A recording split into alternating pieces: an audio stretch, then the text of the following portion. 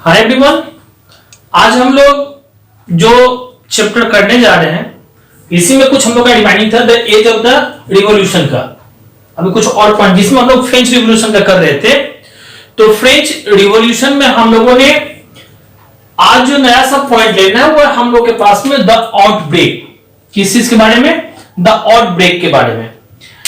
Outbreak पढ़ने से पहले और जो चीज हम लोगों ने पढ़ा है वो बहुत सारे और पॉइंट्स के बारे में हम लोगों ने पढ़ा था उसमें। तो इसे पिछले वाला वीडियो जितना भी हम लोगों ने दिया था उसमें, तो उस वीडियो को आप लोग जरूर देखिएगा और जो सब्सक्राइब अगर नहीं किए होंगे तो वो भी कर लीजिएगा।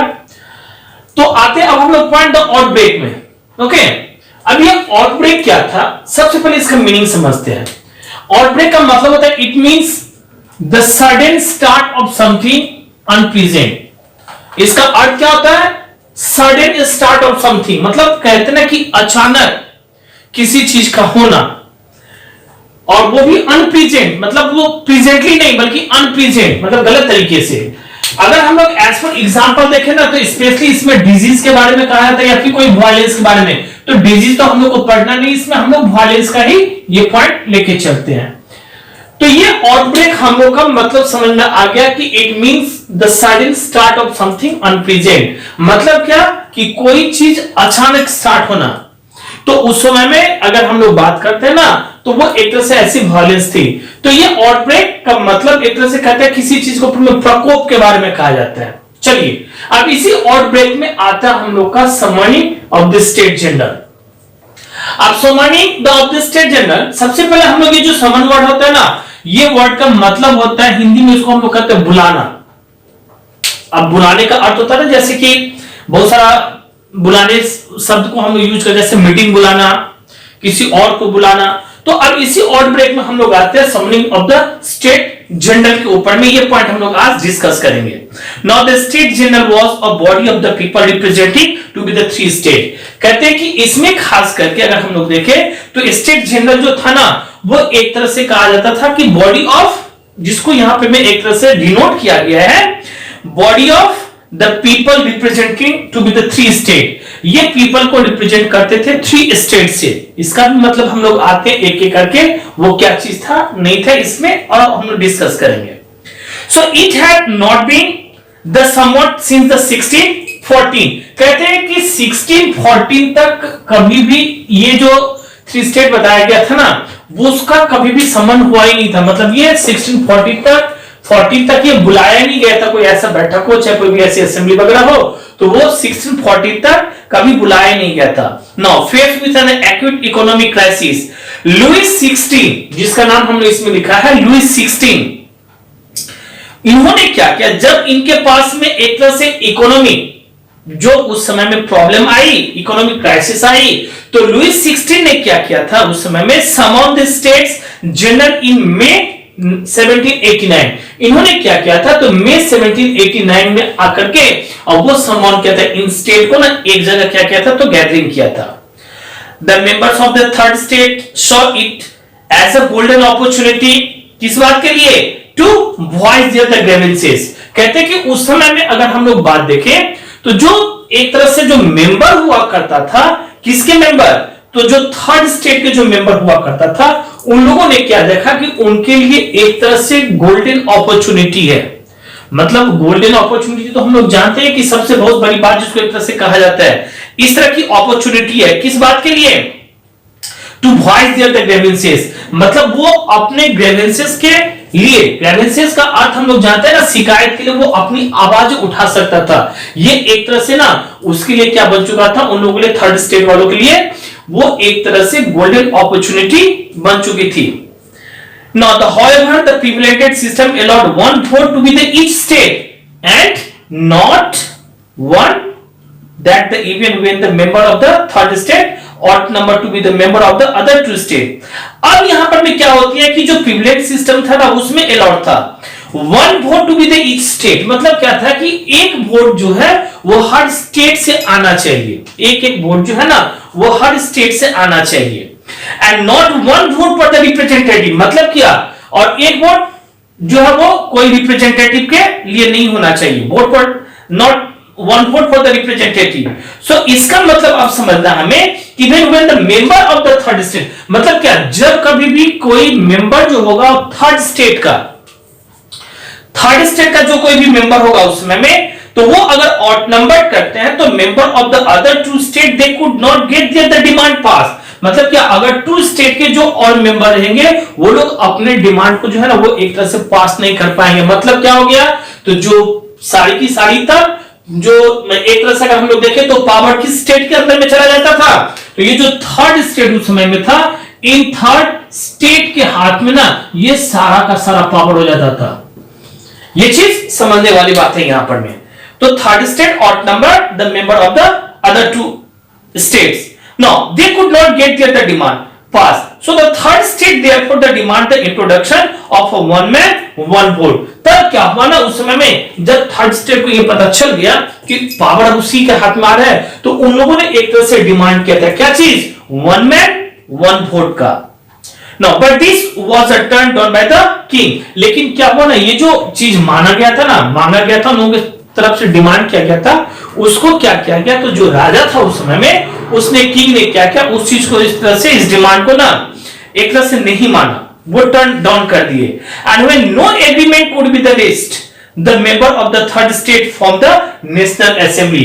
कहते हैं कि जब उसके बाद में कोई भी एक तरह से मेंबर जो था ना, मतलब कोई भी एग्रीमेंट कह सकते हम लोग, कुड बी रीच नहीं पहुंचा वहां पर में, तो थर्ड स्टेट ने क्या किया, एक तरह से नेशनल असेंबली वो एक तरह से बनाया।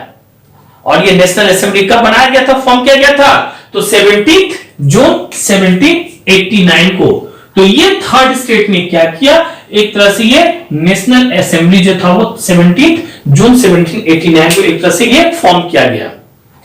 अब हम लोग आते हैं नेक्स्ट, जो हम लोग का पॉइंट दिया गया है वह हम लोग का द टेनिस कोड ओथ, जिसको कहा गया द टेनिस कोड ओथ। अब इस टेनिस कोड ओथ के बारे में आपको समझना है, क्या चीज है ये। कहते हैं कि on the 20th June 1789 member of the national assembly made an tennis code and the vote to be the stay united in their struggle.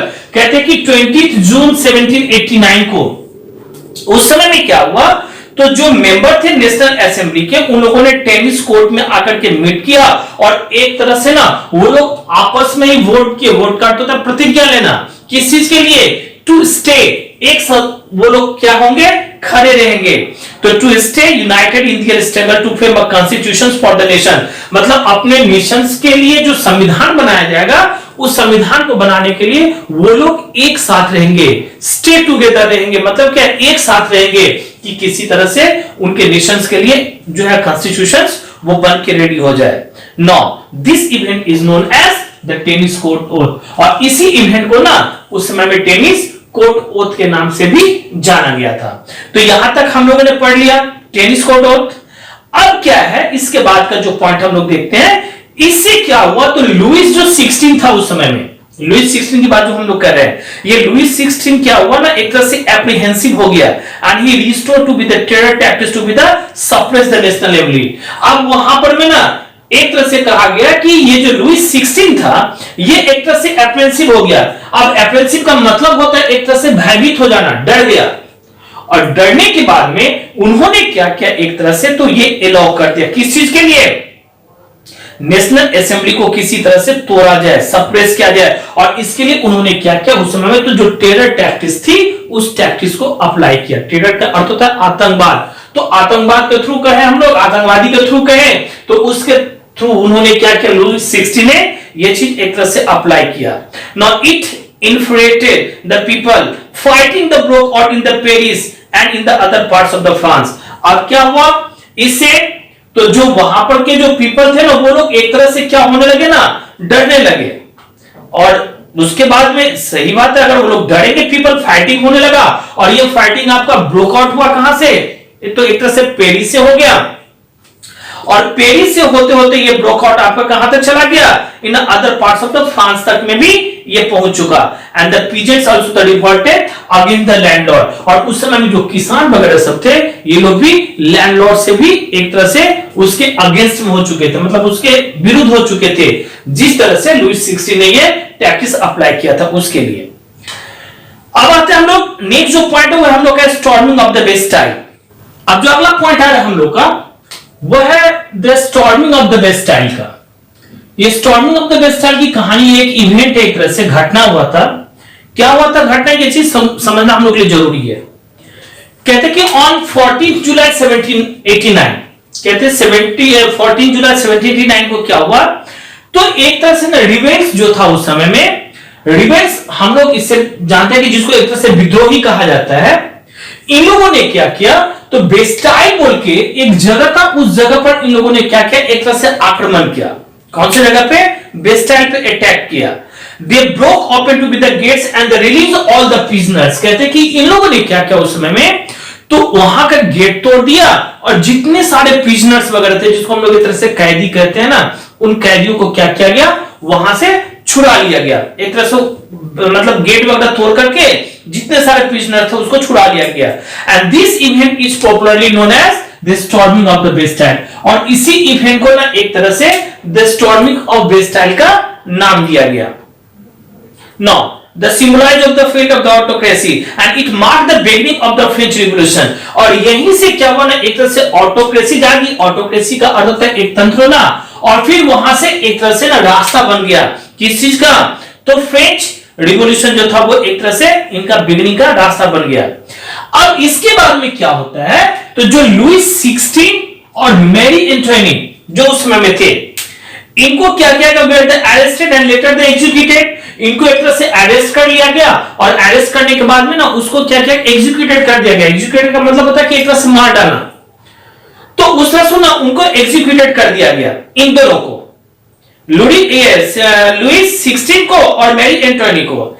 And the national assembly ended the monarchy and established the Republican government. और यहीं से national जो उस समय में खास करके assembly था ना, इनकी मोनार्ची खत्म हो जाती है और वो स्टार्ट करते हैं किस चीज के बारे में, तो एक तरह से रिपब्लिकन जो गवर्नमेंट थी ना, उस गवर्नमेंट को स्टार्टिंग हो जाती है, वहां से स्टार्ट हो जाता है नेशनल असेंबली के खत्म होने के बाद से। अब इसके बाद में हम लोग आते हैं कि it also adopted the famous document. कहते हैं कि उस समय में एक तरह से एक फेमस डॉक्यूमेंट भी मतलब एडॉप्ट किया गया था, जिसको एक तरह से declaration of the rights of man end of the citizens के नाम से भी इस मतलब डॉक्यूमेंट को जाना गया। Basic right of the life, liberty, equality way the promise to be the all the citizens. और कहते हैं कि उस समय में खास करके जितने सारे सिटीजन्स थे ना, उन लोगों को एक तरह से ना प्रॉमिस किया गया था कि उनका लाइफ बेटर होगी, उनकी लिबर्टी अच्छी होगी, इक्वलिटी रहेगी, ये सारे के सारे चीज वहां पे प्रॉमिस किया गया। And the ideals of the liberty, equality and the fraternity became the guiding principles of the Republic of the France. और यहाँ के इसके बाद से लिबर्टी, इक्वलिटी और फ्रेटर्निटी जिसको हम लोग कहते हैं ना, ये एक तरह से वहां का जो था ना वो आइडियल्स बना, और यही गाइडलाइन प्रिंसिपल जो थी वो रिपब्लिक ऑफ फ्रांस का एक तरह से पॉइंट बनते चला गया। Okay, that's all.